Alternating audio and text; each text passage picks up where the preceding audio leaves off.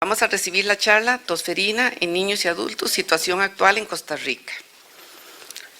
Bueno, si yo les dijera todas las cualidades del doctor Ulloa, tendría que dar una charla. Entonces el doctor Ulloa no tendría charla hoy. Entonces vamos a hacer un resumen. El doctor Ulloa es médico pediatra infectólogo, graduado de la Universidad de Costa Rica en el año 1998.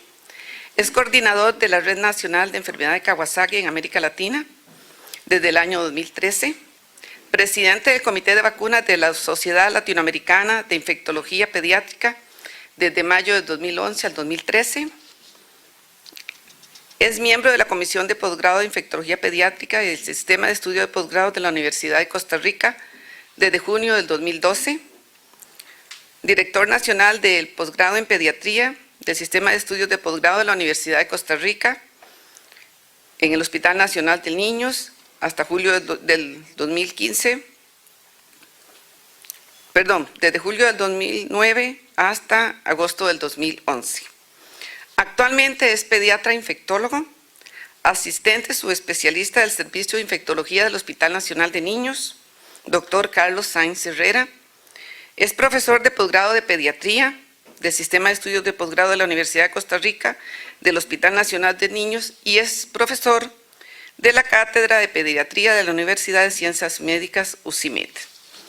El doctor Ulloa se califica por ser miembro de alrededor de 12 sociedades, es miembro de 9 comisiones, es profesor invitado, investigador para la revisión de alrededor de 12 revistas y es invitado, de 20 revistas, y tiene más de 100 publicaciones en revistas nacionales e internacionales. Es para mí un honor presentarlo y saber que en esta noche vamos a ser muy bendecidos con la charla que nos va a dar y vamos a ser nutridos también científicamente. Buenas noches, doctor Ulloa.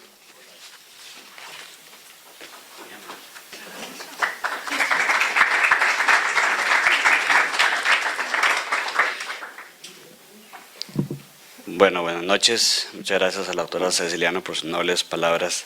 En realidad sigo los pasos de los buenos maestros del Hospital de Niños. Eso es todo. Sí, creo que ese es el éxito de todos los profesores que nos han enseñado. En los próximos 40-45 minutos vamos a hablar uno de los temas que probablemente ustedes dirán que por qué se habla pues, en este momento, y para anticiparlos y motivarlos es que probablemente para este año, si las estadísticas no fallan, esperamos un nuevo brote de tosferina en Costa Rica, porque eso es lo que hemos visto en muchos países y todo, y eso es lo que teóricamente estamos esperando. Entonces, básicamente por eso es que queremos enfocar este tema. Perdón, nada más, ya está todo listo ahí. Sí. Sale aquí, pero no sale.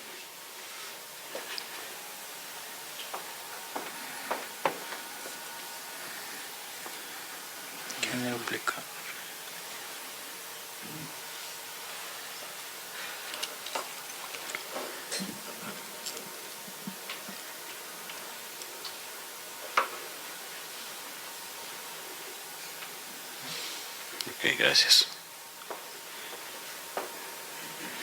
Muchas gracias. Entonces, lo que vamos a hacer es, como yo sé que a estas sesiones vienen personas que tratan niños y adultos y que escuchan esto, niños y adultos, quise dar un enfoque neutral, como todo en la vida, para tratar de ver qué es la mejor forma en que podemos enfocar esto. Y básicamente quiero hablarles un poco de los brotes recientes que hemos tenido tanto en Costa Rica como en América Latina y la experiencia que nos ha demostrado el mundo de cuál es la probable mejor opción de vacunación. Como van a ver, digo probable porque no hay ninguna la más exacta. Y básicamente vamos a hablar, quitar un concepto que pese a hoy todavía sigue introducido, que es que si la tosferina está erradicada. Y esa es una de las cosas que queremos cambiar en la mentalidad. Y lógicamente para todos nosotros como personas, como adultos, ¿qué nos interesa saber de la vacunación y hacia dónde vamos? Y lógicamente cuando uno ve esto en microscopía pues, electrónica, ve este pequeño microorganismo que puede causar la muerte, simplemente uno dice, aquí es David contra Goliat. Y como van a ver, simplemente esta bacteria es una de las bacterias más viejas que existe y es probablemente la peor controlada por vacunación en este momento. Así es que no es unas enfermedades emergentes como en la última década, que ustedes saben que han salido nuevos virus, bacterias, microorganismos, sino esta es de las más viejas y es de las enfermedades prevenibles por vacunación la peor controlada. Así es que para introducirlos un poco en esto, veamos qué pasa en nuestro país, pero qué pasa en Centroamérica, pero sobre todo pues en América Latina, que es nuestro entorno más cercano, y lógicamente lo que pasa en otros países del mundo. Y como les introducía brevemente, de todas las enfermedades pediátricas y, ¿por qué no?, digamos, del adulto también, esta es la enfermedad que menos se logra controlar con vacunación. Y de todas las enfermedades pediátricas que hoy vacunamos, donde se requiere una dosis o una dosis y un refuerzo o un par de dosis y otros refuerzos, esta es la enfermedad que requiere más dosis, más refuerzos, y todavía no sabemos cuántas más van a ser necesarias para lograr la mejor protección. Y eso implica que en este momento, en los países que han introducido la vacuna contra el neumococo y contra el rotavirus, contra el Haemophilus influenza tipo B, esta es la enfermedad que más produce mortalidad después de que en algún momento fue el neumococo, el rotavirus y el Haemophilus en muchos países de América Latina, Asia, África, y entonces por lo tanto debemos saber qué pasa. Y en Norteamérica, en Europa y en otros países en Sudamérica es la enfermedad vacunoprevenible más frecuente de la infancia que produce muerte, ¿verdad? Y lógicamente influencias son las más importantes. Cosas importantes que tenemos que recordar es que a diferencia de otras enfermedades, esta enfermedad afecta a todos los grupos etarios, y en realidad que si bien es cierto tiene sus grupos por el cual tiene mayor afinidad y produce más complicaciones, cualquier grupo de edad, todos los que estamos acá, absolutamente el 100% nos puede dar puestoferina, y al final voy a tratar de convencerlos de cuál es la mejor forma de prevenirnos. Y lo que sí sabemos es esto, que los brotes son cada 3, cada 5 años en promedio. Y eso es muy importante para los países para anticiparse a tragedias, brotes y situaciones de emergencia que al final lo que pueden poner es en reto a un sistema de salud pública en qué tan efectivo y qué tan rápido es en lograr parar un brote. Y eso es muy importante. Y como les digo, para ser pesimistas pero realistas, más que todo estamos lejos de controlar este problema. Y eso lleva a recordar este concepto. Ustedes recordarán que probablemente como estudiantes de medicina aprendimos que el Mycoplasma pneumoniae era la causa más común de tos crónica, persistente, afebril en el adolescente, en el adulto. Y ese mito es otro de los mitos que hace tiempo se quitó, y sabemos que la Bordetella pertussis es mucho más frecuente que el Mycoplasma pneumoniae, más frecuente que la Chlamydia pneumoniae y que otros microorganismos. Simplemente que las pruebas diagnósticas son más limitadas y no están tan a la mano como quizás antes una serología por micoplasma, hoy en día un aspirado nasofaringeo por micoplasma. Así es que en estudios que se han hecho en muchos países del mundo, en Alemania, Europa, donde se han tomado prospectivamente adultos y adolescentes que tosieron por más de 1 semana, 2 semanas y que no tenían ninguna otra explicación previamente sanos, se hicieron análisis serológicos y PCR de aspirados nasofaringios y se demostró que Bordetella en muchos de los estudios era mucho más común que micoplasma. Como siempre, todo depende de la localización, del clima, de los grupos estudiados, pero en muchos de los estudios Bordetella es y ha sido más común que el micoplasma, y eso es muy importante. Y eso lleva a que lógicamente eso implica un pobre conocimiento de qué circula y cómo se previene y cómo se trata. Y como mejora con macrólidos, seguimos con el concepto. Por supuesto que era micoplasma, y es mentira lo que están diciendo que Bordetella es más común, porque esas 3 mejoran con macrólido. Y entonces eso hace una gran tranquilidad, o produce mucha tranquilidad en el médico y en el paciente. Y probablemente dirán que buen médico, sí, tenía pues un micoplasma, y en realidad era que tenía una Bordetella igual que buen médico porque le dio un macrólido. Entonces eso es muy importante cuando hablamos de toferina. ¿Por qué? Porque los brotes son más frecuentes en toferina que en micoplasma y que en clamidia. Entonces eso hace una gran diferencia en términos de propagación y también de prevención, porque de esas 3, esta es la que tenemos vacuna. Entonces eso es otro punto a diferencia de las otras enfermedades. Y lógicamente el desconocimiento de las vacunas es muy importante, y eso sirve verlo en el contexto mundial. Esto es al 2015, estos son mapas de la OMS, y esto es porque, ¿qué es lo mínimo que uno quisiera de cobertura vacunal para un niño en su primer año de vida, que tenga 3 dosis? Eso es lo mínimo que se considera más o menos protector al llegar a su primer cumpleaños. ¿Por qué? Porque menos de eso es insuficiente. Y entonces, lo mínimo que uno debería tener son 3 dosis. Y vean que en azul, estas son las tasas de cobertura vacunal con 3 dosis de vacuna en infantes, y vean que en azul eso significa las coberturas de más del 90%, En celeste, entre 80 y 89%, ahí hay algunos países de América Latina, México, hay partes de Venezuela, Colombia, obviamente un continente tan grande como América Latina, en países tan grandes como Brasil y aún en nuestro propio país, siendo pequeño, hay zonas donde las coberturas son menores al 80%, y sobre todo en áreas remotas indígenas, así es que eso pasa en América Latina. Y eso explica mucho, pero vean qué injusticia, porque todavía hay partes en el mundo en rojo donde la cobertura vacunal del primer año de vida es menos del 50%. Y entonces eso hace una gran diferencia. Y esto lleva a que cuando uno lee todos los trabajos que hay de toferina, en muchos de los trabajos se menciona que se desconoce cuál es el número exacto o aproximado de muertes por toferina. Y esto lleva a que alguien puede decir, pueden ser muchos casos, pueden ser pocos, y en realidad es simplemente que a veces cuesta comprobarlo. Y entonces esto llevó a esta revisión que pues hicimos de todo lo que estaba publicado del 2000 al 2013, y pues en ese grupo lo que tomamos fue publicaciones de enero a julio del 2013, publicado en el PubMed, en el PubMed, en todos los websites de accesos, pero sobre todo en fuentes indexadas. Y la idea que queríamos era ver qué se podía hacer o cuál era la aproximación de casos en América Latina, pero sobre todo de coberturas vacunales. Y para eso se tomaron datos de cobertura de vacunación de la OMS del 2000 al 2012 y lo dividimos por las 6 regiones más importantes del mundo. Así es que vean que este es la tasa, esto es, como les dije, está pues actualizado, esto salió en el 2015, pero esto es la tasa de cobertura después de revisar todas estas bases de datos en infantes del número de casos reportados. Y esto es, en negro, son las 3 dosis. Así es que ustedes ven que el número, pues a su derecha es el número de casos reportados y el porcentaje de cobertura vacunal. Así es que si ustedes ven esos porcentajes que están ahí, son en gris con una dosis, lo cual obviamente es insuficiente, pero vean que, ¿por qué? Porque pues lógicamente habrán pues niños que no lleguen a la tercera pues dosis porque fallecen por otras causas y por lo tanto por eso es siempre mayor una dosis. Habrán gente que diga no, con 2 dosis es suficiente, o habrá gente que se perdió para su tercera dosis, pero eso demuestra que cuando queremos llegar a ese mínimo que son 3 dosis, las tasas de cobertura bajan y pueden ser menos del 80%. Y para lo que más nos importa, pues en América Latina, en nuestro contexto, vean que esto es igual la tasa de cobertura en las 6 regiones más importantes. Así es que en América Latina, marcado en gris, que es nuestro contorno más cercano, vean que igual en promedio en América Latina, como gran continente, las tasas de cobertura andan cercanas al 90%. Lo cual no está mal, pero podría estar mejor, porque en algunos países, como les dije, pueden haber pequeñas diferencias, y eso explica muchas de las cosas. Pero vean África como continente como tal, en el 2000, vean que las tasas de cobertura llegaban al 50%, y aún cuando hicimos esta revisión hasta el 2012, no llegaban a los porcentajes mínimos que la OMS recomienda y que gente que estudia la inmunogenicidad de las vacunas y los brotes sabe que es lo mínimo aceptable. Ese es el número de casos reportados de pertussis a través de las 6 regiones más importantes del mundo del 2008 al 2012.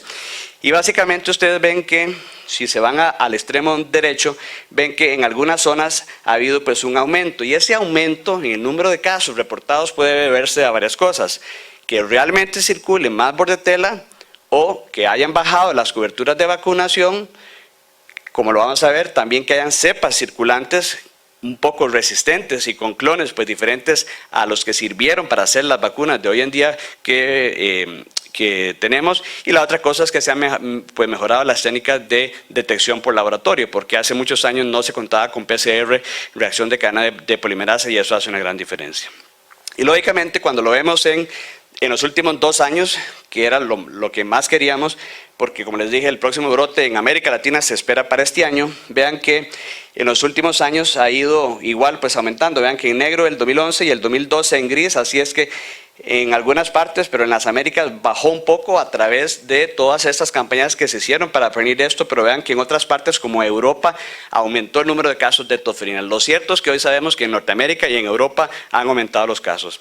Y probablemente todos los países de los cuales tenemos datos más recientes, Estados Unidos es uno de los que, por su sistema de vigilancia y todas estas bases de datos grandes que maneja el CDC y otras instituciones, han logrado documentar muy bien cosas de las cuales hemos ido aprendiendo cosas buenas y cosas malas o tal vez mejorables. Y vean que, como les dije, vean este gráfico, es desde el 22, o sea, desde 1922. Y vean que ustedes pueden ver cómo fue disminuyendo el número de casos de pertusis desde el 22 hasta el 2015.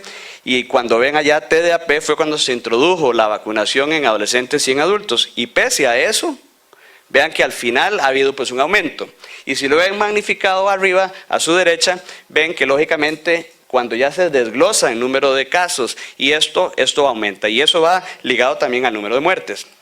Y en este gráfico, que para todos los que estamos acá, vean que mayores de 20 años, entre 11 y 19 años, pero sobre todo en los grupos más vulnerables, obviamente esa diferencia es más notoria. Vean que en rosado, los menores de 1 año, sin duda alguna, en la última década, en los últimos 15 años o 20 años, ha habido un incremento importante. Pero si ven en amarillo, los adolescentes y casi adultos, y en celeste los adultos también ha aumentado. Y quizás pues dirán, no, ese celeste, eso no ha pues aumentado. Es porque la gente se niega a que le tomen una muestra para hacer el diagnóstico. Así es que eso sirve mucho y nos ayuda para no lograr controlar esto. Así es que eso nos sirve mucho y ayuda un poco en lo que es la prevención de la enfermedad. Y lógicamente vean que cuando ustedes ven estos datos, esto es el número de casos reportados, vean en el 2015, esto es el número de fallecidos reportados por tosferina, comparado con otros históricos, pero vean que en el cuadrito azul, ustedes ven que el número de casos es mayor en los grupos pequeños, de los 6 a los 11 meses, en niños de 1 a 6 años, y eso es muy importante para lo que vamos a ver de cuáles son los grupos más vulnerables. Este brote de California probablemente lo que más nos enseñó en América Latina y en muchos países era cosas que no se sabían. Y si ustedes se ponen a ver este gráfico en detalle que está en círculo, eso explica muchas de las cosas que han llevado a las recomendaciones actuales. Y vean que eso significa que en amarillo están, este fue del brote de California, este grande que hubo pues en Estados Unidos del 2010 al 2011, pero vean que los niños mayores de 1 año, aún así, vacunados con sus dosis completas, fueron susceptibles y desarrollaron la enfermedad. Obviamente, los niños menores de 1 año, en rosado, ¿verdad?, que no tenían pues dosis, son los que más se enferman, más se hospitalizan y más se mueren. Pero de niños que teóricamente no debieron enfermarse de tosferina, vean que en California, pese a tener cobertura de más del 90% en la mayor parte de las ciudades de los estados, se logró esto. Y esto demuestra que algo pasaba con las vacunas y que niños que debían darles pues tosferina quizás de adolescentes o hasta adultos, aún así sufrieron la enfermedad. Entonces, eso es importante, ¿por qué? Porque significa que nos falta cosas por mejorar. Y eso sirve a estudiar cosas muy importantes. Y esto sirve para recordar lo que pasó en Costa Rica entre el 2006 y el 2008.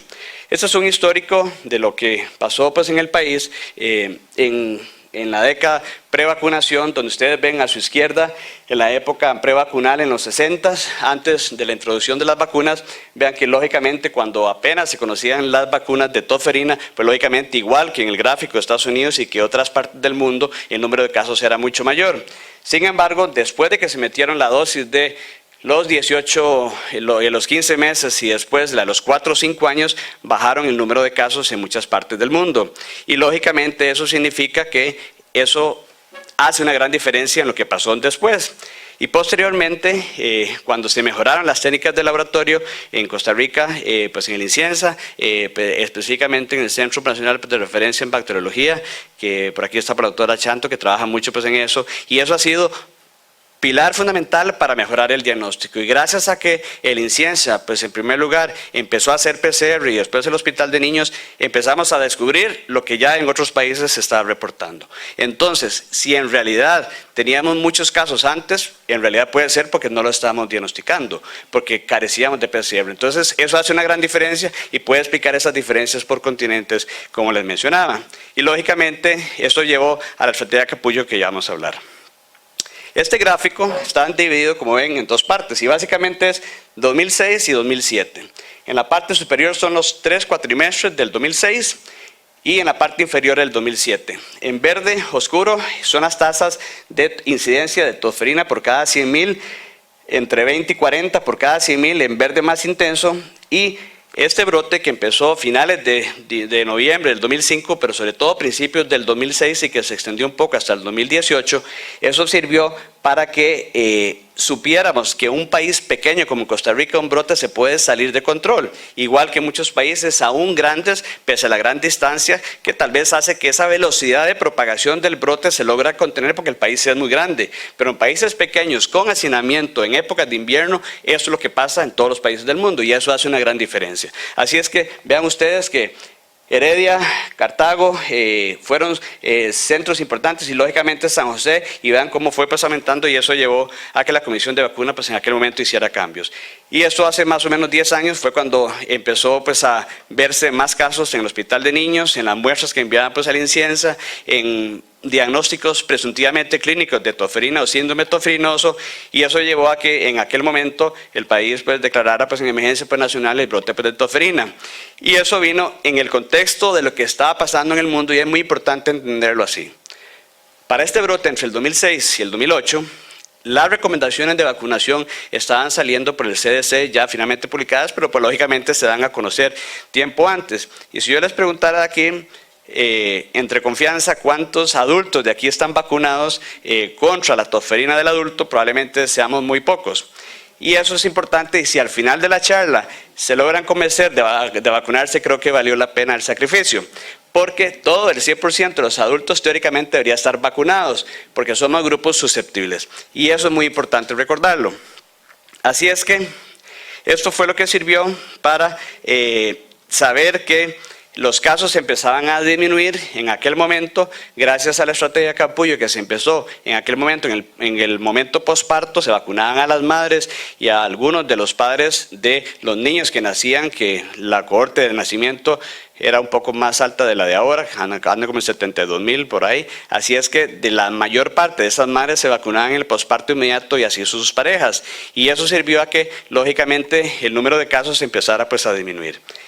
Y como ustedes ven en esta publicación del CDC en mayo del 2018 fue que ya salió la publicación para las mujeres embarazadas y en el posparto, pero para ese momento se sabía poco y el país asesorado por las personas de más experiencia de toferina en el mundo, lógicamente dijeron lo único que pueden hacer para parar este brote es vacunar a las mujeres en el posparto inmediato.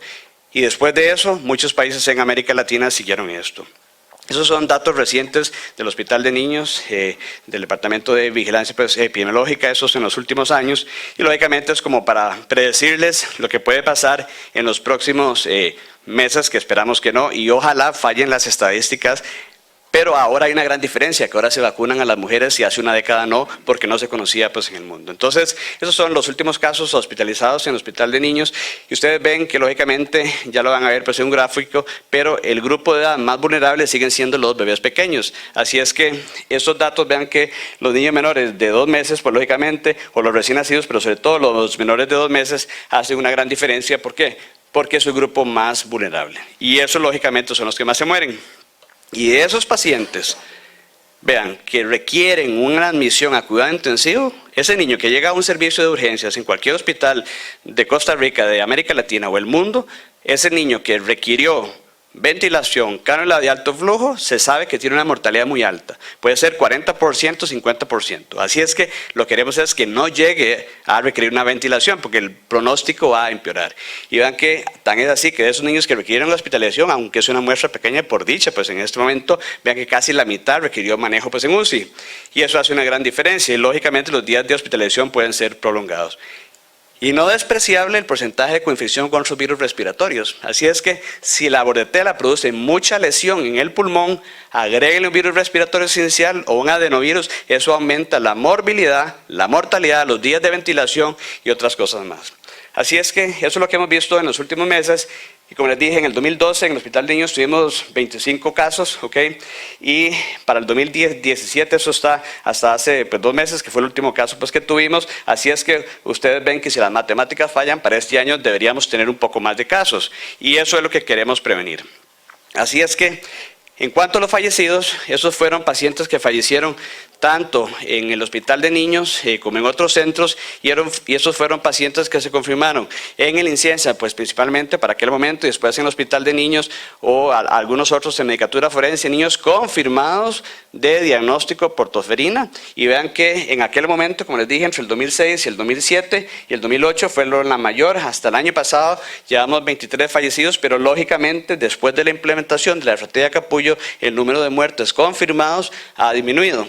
Y eso es lo que ha pasado en otros países de América Latina. ¿Y por qué es importante esto? Porque en el momento en que ese niño haga una hipertensión pulmonar, la probabilidad de muerte es muy alta. Y eso casualmente es esto, el desenlace final de lo que se puede prevenir. Y probablemente la forma más clara o más que nos haga una mejor conciencia es esto. Y lo que quisiéramos es que muy arriba la vacuna se ponga para que no haya una infección del epitelio traqueal por la bordetela, no haya estasis ciliar, daño en los epitelios, adhesión de la bordetela, sobreinfección por neumococo, estafilococo, hemófilos, estreptococo piógenes, virus respiratorios y todo lo demás. Porque una vez que hay una infección pulmonar, traqueal, pulmonar y otras, vean lo que puede pasar. Pueden pasar varias cosas. El niño no necesita hacer una neumonía necrotizante por bordetela o una neumonía severa. Puede ser que fallezca de una apnea, simplemente dejó de respirar, sobre todo si es un prematuro. Puede ser que no haga una apnea y que haga un síndrome de distrés respiratorio del adulto y que fallezca por eso. Y una vez que ese niño hace hipoxemia, vasoconstricción pulmonar, hipertensión pulmonar, ahí eso lleva indiscutiblemente a la falla cardíaca y a la muerte. Y en los países donde no hay terapias como ECMO, oxigenación extracorpórea pues a través de membrana o leucorreducción u óxido nítrico, la mortalidad aumenta. Entonces, la pregunta es ¿por qué no está erradicada por la tosferina? Y se lo resumo, casi 70 años de estudios en el mundo básicamente por eso. Porque si a nosotros nos da tosferina en el primer año de vida, 10, 15, 12, 14 años después ya somos más susceptibles. Así es que si yo les tomara anticuerpos a ustedes, protectores, y no están vacunados, no los quiero pues desanimar, pero ya van a ver pues datos más recientes. Probablemente el 15% o el 10% de los que están aquí no tienen protección y no se han enfermado porque en estos momentos pues no tenemos brote. Pero y si aún así les dio la enfermedad o estaban vacunados, vean que les puede volver a dar. Por eso vuelvo a mi primer slide, que de todas las enfermedades vacuno-prevenibles, esta es la peor controlada. Aún en los mejores países del mundo, los países con más recursos. Y el doctor James Sherry, que es la autoridad número 1 pues, de tosferina pues, en el mundo, en estas dos publicaciones hace una síntesis de toda la experiencia de él y de todo lo publicado de por qué puede ser que fallen las vacunas. Y lógicamente tiene que ver con muchas cosas. La definición de caso es muy importante. ¿Por qué? Porque si estrictamente nos apegáramos a las antiguas definiciones que tenían que tener por lo menos 2 semanas de tos, muchos niños se escaparían al diagnóstico, porque hay niños que hacen 1 semana de tos, hacen apnea y se confirma que es tosferina. Entonces, eso hace una gran diferencia. La otra cosa es que, sin duda alguna, han aumentado los casos de circulación de bordetela para pertussis, y eso clínicamente ninguno de los que estamos acá podría saber qué es pertussis y qué es bordetela para pertussis. Aparte de eso, a algunas de las vacunas le falta ese empujón, esa potencia inicial que levante anticuerpos lo suficientemente protectores para los próximos meses que vienen y que no desciendan en el tiempo. Porque una cosa es que uno tenga unos buenos niveles de anticuerpos, pero que 6 meses después o 1 año después, por más robusta que fueran estos primeros meses de protección, ese periodo de luna de miel de anticuerpos, después bajen. Y eso es lo que las vacunas deben hacer. Y lógicamente, lo que les decía de que ustedes y yo probablemente tenemos descenso de los anticuerpos. Y también, ¿cuál es la mejor composición de antígenos en las vacunas? Es lo que mucha gente en el mundo está trabajando para tratar de lograr la mejor combinación de las dosis que sean necesarias, aparte de las que ya conocemos. Y aparte de eso, hay cambios genéticos circulantes en muchas de las bacterias. Y eso lleva a las opciones de vacunación que probablemente ustedes tendrán ahí algunas dudas y eso porque esto ha ido cambiando. Lógicamente, todos los infantes deben ser pues, vacunados. Niños en edad escolar, ya vieron el ejemplo de California, lo que pasó. Los escolares, pero sin duda alguna los adolescentes deben estar vacunados porque los adolescentes, por la razón que les dije, que sus títulos bajan con el tiempo, son lábiles de enfermarse y de enfermar a otros. Y eso, obviamente, agarrado del adulto o del adolescente que todavía vive en la casa de adultos, eso aumenta aumenta la probabilidad de infección si nace un hijo o un sobrino y se propaga por la infección. Así es que eso lleva a que todas las madres deberían idealmente, eso se sabía hasta antes, ahora que hay vacunación durante el embarazo ha cambiado un poco, pero lo ideal es que esa madre llegara al embarazo con buenas dosis de vacunación y lógicamente ahora sabemos que vacunación en la embarazada, como les voy a adelantar, es mejor que vacunar en el posparto por lo que ya vamos a ver. Y habían estudios muy preliminares de qué se podía hacer en los neonatos y sabemos hoy en día que vacunar a un recién nacido no sirve. Y eso lleva a los esquemas de vacunación que deberíamos aplicar en este momento. Y esto se explica por esto. El efecto rebaño que aplica para Bordetella pertussis, para varicela, hemófilos, neumococo, influenza y otros. Y básicamente es esto. Cuando hay un efecto de rebaño, significa que una persona pues vacunada va a ser menos lábil de enfermar y por lo tanto de causar brotes. Y eso hace que esto se pueda controlar más o menos fácilmente en las comunidades. Así es que hay vacunas de niños y adolescentes, las vacunas que están disponibles para el adulto, que es TDAP, la T la mayúscula, DAP sin minúscula, a diferencia de las vacunas acelulares del niño, que la T y la D y la P son mayúsculas y la A es minúscula, eso puede hacer una gran diferencia. Las vacunas del adulto, la T es en letra mayúscula y todas las demás en minúscula, así es que siempre es importante recordar eso cuando hacen recetas, para que no le pongan a un adulto la vacuna del niño, porque eso tiene mucha reactogenicidad y no hay experiencia hasta que salieron estas vacunas, así es que estas vacunas se pueden aplicar a partir de las 6 semanas, algunas hasta los 5 años y como ustedes ven, las dos vacunas que están aprobadas en el mundo para los adolescentes más allá de los 10 años o en algunos países antes de esta edad son estas dos al final que están colocadas. Y eso lleva a que estas recomendaciones que se dieron en el 2011 sigan las vigentes. Así es que no les traigo nuevas recomendaciones porque en realidad que ha sido poco y lo que hoy sabemos en día es que el 100% de los que estamos acá y que están circulando por las calles del mundo deberían estar vacunados, niños y adultos, pero eso nunca va a pasar. Así es que eso es muy importante. Y vean que para el 2011 se hablaba ya de que los adolescentes y los adultos por lo menos debían recibir una dosis de vacuna de tofeina de estas antes de llegar a una década más de vida. Los adultos inicialmente, como los estudios de vacunación de inmunogenicidad, seguridad y eficacia se habían hecho en poblaciones menores de los 65 años, se creía o no se sabía qué podía pasar si a un adulto mayor de 65 años se le ponía la vacuna, si iba a tener efectos adversos o si iba a ser lo suficientemente inmunogénica como para que valiera la pena ponérsela. Y después de estas publicaciones vinieron recomendaciones que todo adulto mayor de 65 años ya se puede vacunar y eso ha disminuido muchos de los casos en adultos mayores. Así es que eso es muy importante también. Y esta publicación, como les digo, del 2012, ya a partir de febrero del 2012, hace 5 años, se cambió a que ya se podían vacunar todos los adultos, pero vinieron cambios que ya los vamos a ver, que la vacunación en el embarazo. Así es que este es el mejor momento en la actualidad para vacunar a una mujer en edad fértil, por lo que vamos a ver en unos segundos.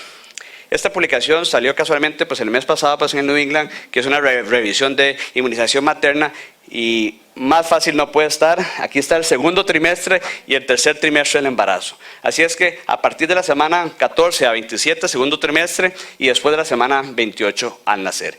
Y ustedes ven acá que este gráfico simplemente lo que habla, no marca esto, pero bueno, ustedes lo ven ahí, las concentraciones de IgG teóricamente protectores en el cordón umbilical o en la vena umbilical, y eso es lo que para efectos de niños es lo que nos importa, que el niño nazca con algo de protección materna y probablemente eso es lo que durante mucho tiempo sabemos que explicaba los brotes. Así es que vean ustedes, esos son gramos por litros, o sea, si ustedes lo ven partido en dos en ese segundo y tercer trimestre, vean que antes de la semana 27 la protección o el incremento de la IgG es baja, pero conforme pasan las semanas del embarazo hasta llegar a las 40, 41 o casi 42 postérmino, vean que esa IgG va pues aumentando. Y eso es el esquema más fácil de entender por qué cambiaron las recomendaciones y no de ponerla en el primer trimestre, por muchas razones, porque no se sabía si era teratogénica, no había experiencia, probablemente si le preguntaban a 10 mamás si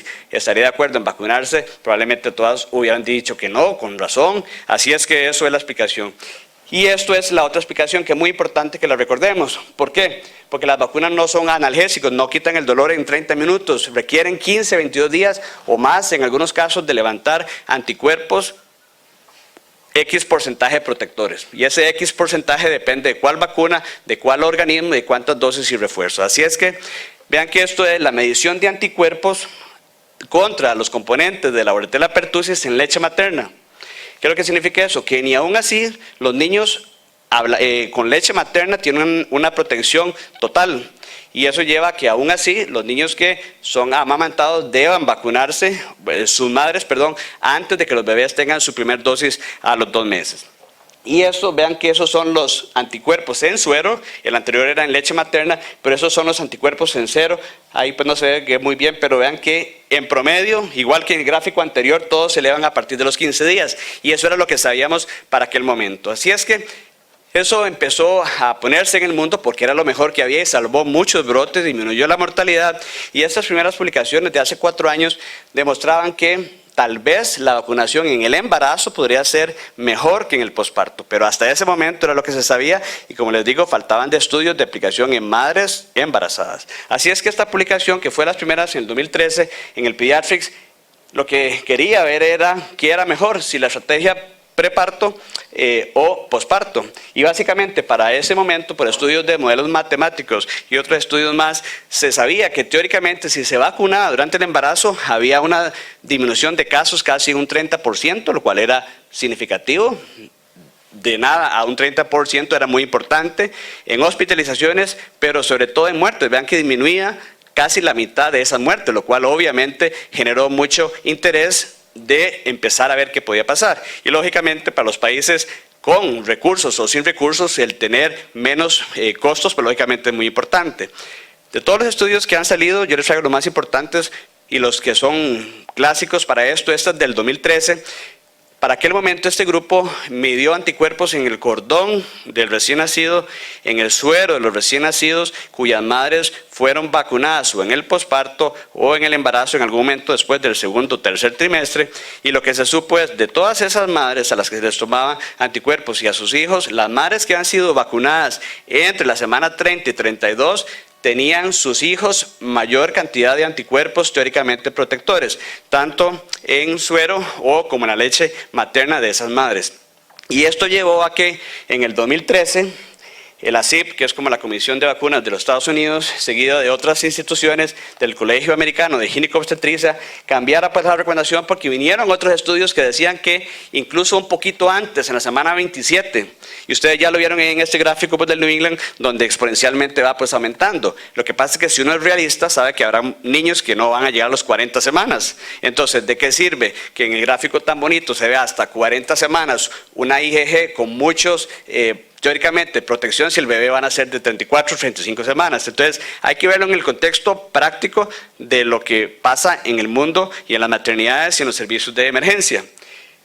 Y esta otra publicación es igual. ¿Cuál es el mejor momento? Esta es otra publicación en Vaccine de hace 2 años de gente muy experta en vacunación, en epidemiología y en Israel.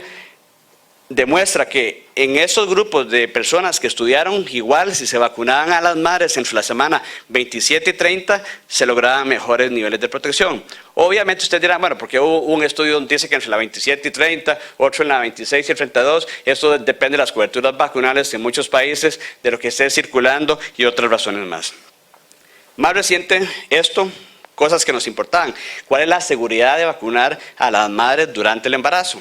Y este estudio del grupo de Londres, publicado en el British Medical Journal en el 2004, esto es el síntesis de un artículo pues largo y todo, es que las madres que han sido vacunadas en el segundo y en el tercer trimestre y algunas pocas que por algún error se vacunó en el primer trimestre, los hijos de esas madres tienen el mismo riesgo de una malformación pues congénita que otros. O sea que es una vacuna que no es teratogénica comparada con eso. Así es que basada en la luz de la evidencia en aquel momento, la Comisión de Vacunas optó a pasar en 2013, empezando en 2013, a la vacunación en el en el embarazo en Costa Rica, y eso sirvió. Y esta publicación muy bonita de Argentina, digo, por el impacto que demostró, Argentina, Costa Rica, Panamá fueron de los países que, por la experiencia que han tenido en los brotes, por otras razones, empezó a hacer esto, y vean en Argentina.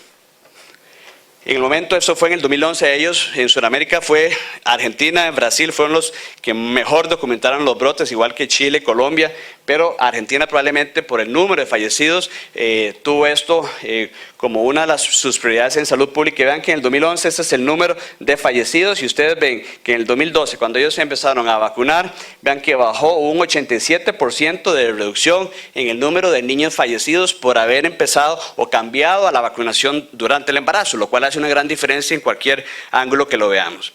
Y lógicamente, cosas que nos importan a nosotros en personal de salud. ¿Cuál es la cobertura vacunal durante el embarazo de la vacuna de influenza y de tosferina? Esto fue entre el 2011 y el 2014. En verde la TDAP y en azul y en morado influenza. Entonces ustedes ven que la cobertura de influenza, contrario a lo que uno pensaría, ¿verdad? Aquí tuvo una mejor cobertura, pero hay que verlo en el contexto de lo que pasó. Argentina fue el primer país en México y Argentina, por aquella estacionalidad, cuando vino el brote de influenza, Argentina tuvo una de las mayores tasas de mortalidad por influenza A, H1N1 y por influenza estacional. Y eso llevó a que Argentina, basada en lo que vieron en carne propia, el porcentaje de captación del mensaje o de concientización, y no de imposición, sino de concientización de la población y el personal de salud, que era bueno vacunarse, explica por qué esto.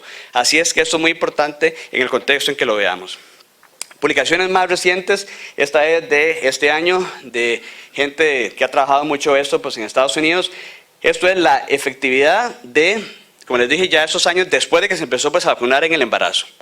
Esto es la efectividad de la dosis prenatal versus postnatal para prevenir tosferina como tal, sean niños ambulatorios, niños hospitalizados, pero vean que esto es basado en el registro de inmunizaciones de California, que como les dije, como ustedes saben, es un estado enorme, y aparte de eso fue de los que peor sufrió ese brote de tosferina. Y vean que de casi 80,000 madres vacunadas en edad fértil, en aquel momento la mitad prácticamente se vacunaron durante el embarazo y un 42% en el posparto.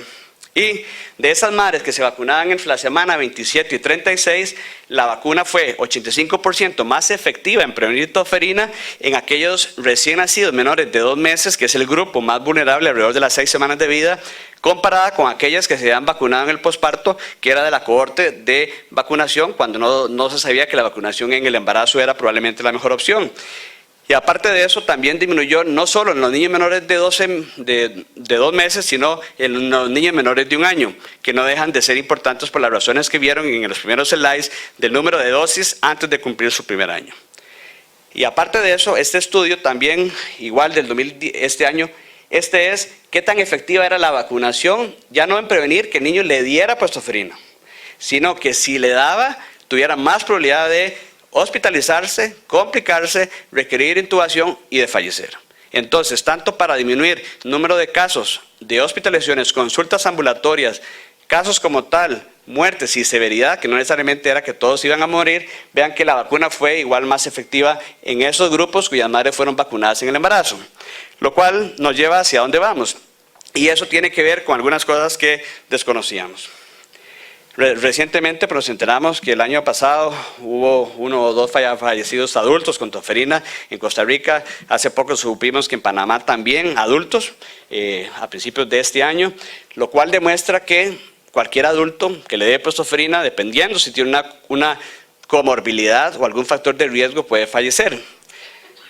En este momento, las coberturas de vacunales, basadas en los últimos datos que nos pasaron de la Comisión Nacional de Vacunación, la cobertura vacunal hasta finales del año pasado más o menos era alrededor de un 85%.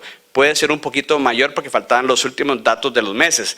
Pero si probablemente se tomaran en cuenta estos datos, llegaría quizás al 90%, que como vieron, por lo menos para efectos de niños, es importante. Así es que si sumamos una cobertura por lo menos mínima de un 90% en niños, más una cobertura alrededor de un 90% en las embarazadas, podría ser algo mejor para controlar estos brotes. Y lo que les dije de cepas circulantes deficientes en pertectina, aparte de otras cepas que antes no circulaban, eso se ha propuesto para ver si puede explicar algunas apariciones de brotes. Y más recientemente, ¿cuál es la mejor duración del tratamiento antibiótico?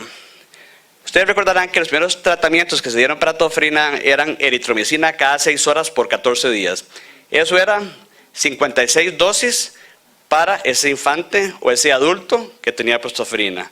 aparte del número de 56 dosis, el efecto gástrico era muy importante, por lo tanto el incumplimiento era muy alto. Y eso llevó a que hubieran cambios en el tratamiento. Y eso es lo que vamos a ver. Y esos cambios en el tratamiento sirvieron para saber cosas que ahora pues no sabíamos. Entonces, ¿qué cosas? ¿Hacia dónde vamos? Lamentablemente todavía no se puede avanzar hacia muchas cosas moleculares si lo básico es si a las personas que les tiene que llegar el mensaje están haciendo el diagnóstico. Eso incluye pediatras, médicos generales, adultos, internistas, y esta publicación que a mí me gusta mucho de los análisis de medicina interna del 2005, cuando estuvo este brote importante en muchos países, es que los adultos están puestos siendo, pero que los internistas, neumólogos, emergenciólogos, pediatras y otra gente que ve niños están pensando en tofirina. Y esta igual es de las publicaciones más importantes en lo que es la falla diagnóstica o la falta de sospecha para tofirina. Y esta publicación que acaba de salir, esta es en Hungría, esta salió este mes. Estos estudios de seroprevalencia que se han hecho en la actualidad en Hungría en el último quinquenio. Y la conclusión de ese estudio, porque por cuestión de tiempo hay muchas cosas que podríamos hablar, las conclusiones es que el 85% de los adultos estudiados para la edad, si yo les tomara ahora los anticuerpos, que fue lo que les dije, solamente un 15% tiene niveles protectores. O sea, veámoslo en el contexto de lo que hemos hablado en estos minutos. Y más recientemente, bueno, no, esto fue en el 2011, perdón. Este estudio es muy importante, porque a veces los estudios básicos simples nos dan mucha información y pueden prevenir incluso más brotes y más muertes que algunos estudios quizás de interés académico o de laboratorio. Y eso es el conocimiento de pertussis de práctica en trabajadores de la salud, pues en Europa, encargados de la vacunación del adulto. Y esto cuando les preguntaron cuáles eran los síntomas más importantes para pensar en tofirina en el adulto, ahí ustedes ven el porcentaje, 91% pues decían que era tos, pero lógicamente problemas de tos pues resistente, severidad de la tos, si la tos era irritativa, dificultades para dormir, incapacidad, porque es una enfermedad que en el adulto produce mucha incapacidad laboral, hipertensión pulmonar es muy raro en el adulto, pero todos esos porcentajes fueron muy importantes. Pero más preocupante aún, vean esto cuando se les preguntó, estos fueron el porcentaje de trabajadores de la salud que nunca habían recomendado una vacuna de tofirina a los adultos mayores de 85 años. Así es que vean que esto lo divide por médicos generales y lo divide pues por países, pero ustedes ven los porcentajes abajo, toman varios países, Finlandia, Alemania, Polonia y España, y vean que aquí tiene que ver con todas las otras cosas que después que se preguntaban, pero vean que en muchos países, por ejemplo en Polonia, 83% de los médicos nunca habían recomendado. O sea, veámoslo al revés. ¿Qué porcentaje de médicos le recomiendan? Eso significa que es una minoría. Así es que al buen entendedor, pocas palabras. Eso significa que nosotros probablemente si hiciéramos lo mismo estaríamos ahí. Cosas que antes no conocíamos, este es del 2008, pero esas son las explicaciones más importantes que sembró la duda de lo que se creía conocíamos de tofirina en el mundo. Y es qué pasaba en las autopsias de los niños con tofirina. Esta publicación del grupo del Dr. Sherry tomó niños que habían fallecido de tofirina en Estados Unidos, en El Salvador y en Costa Rica, en 2 casos, y ellos midieron por técnicas de inmunohistoquímica presencia de la Bordetella pertussis en el epitelio respiratorio, en el tejido traqueal y pulmonar de niños que lamentablemente habían fallecido.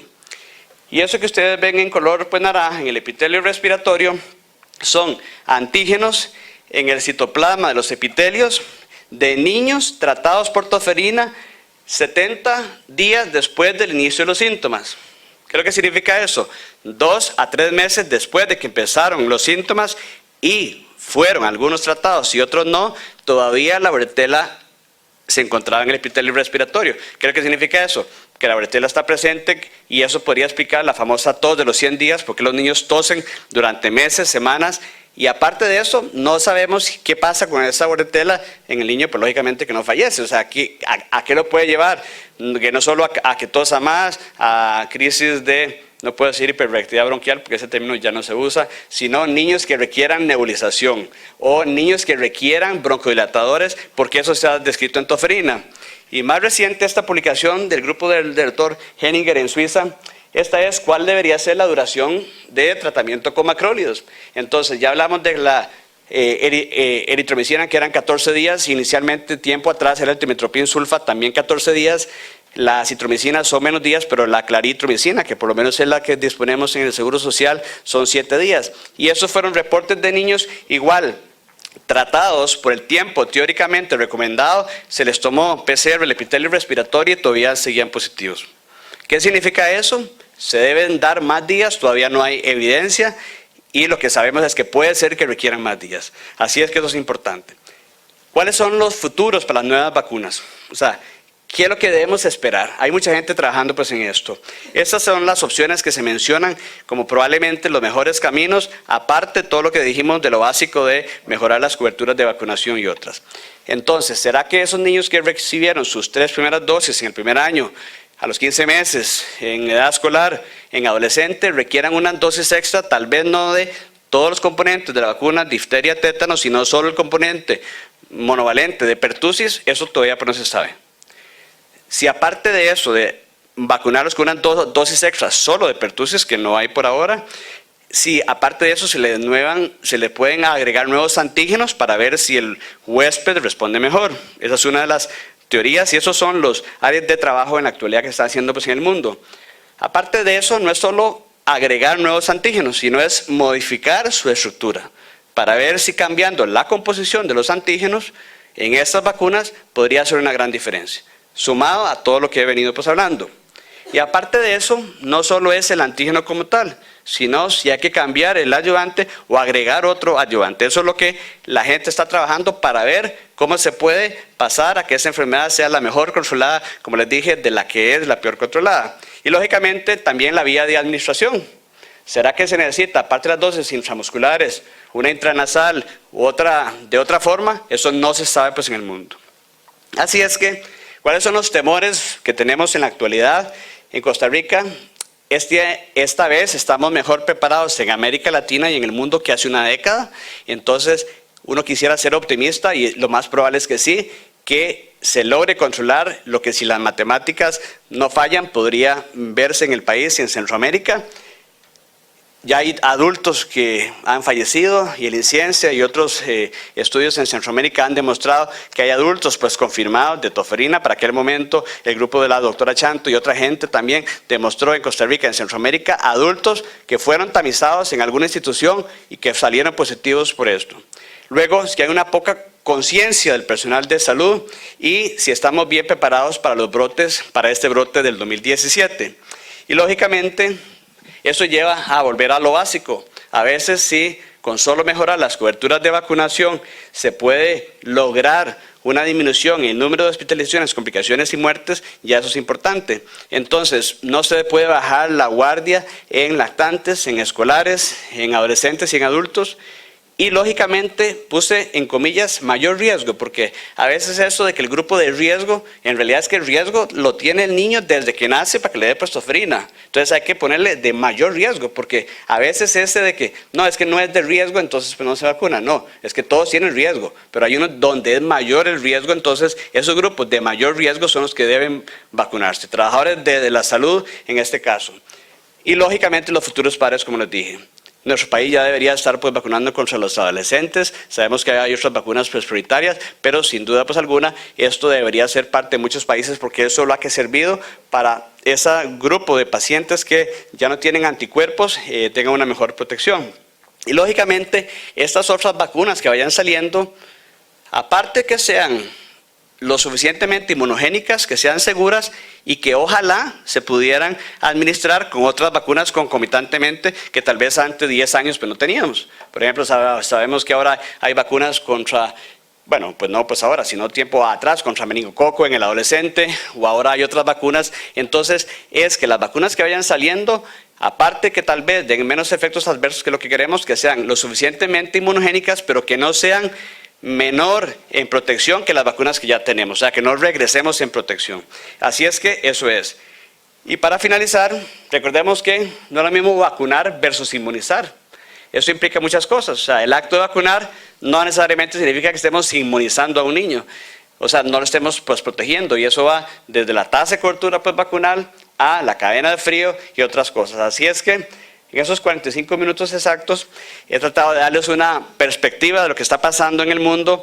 En adultos tenemos menos datos en Centroamérica. Costa Rica es de los países en la región que mejor datos tienen vigilancia. Así es que en Panamá hubo un brote muy importante. Ellos llevaron a esos cambios en vacunación, pero esperamos que las coberturas de vacuna mejoren y esto debe ser por convencimiento, por lo que está publicado, no por imposición. O sea, que de aquí ustedes como predicadores de este mensaje y cuando se le da forward al mensaje, ¿verdad?, llegue a esas personas, que es que la persona sea consciente de lo que puede pasar. Y eso es el resumen de mucha gente que está trabajando pues, en el mundo, de eso es lo mejor. Así es que aquellos que no están no vacunados, sino no inmunizados, quedan cordialmente invitados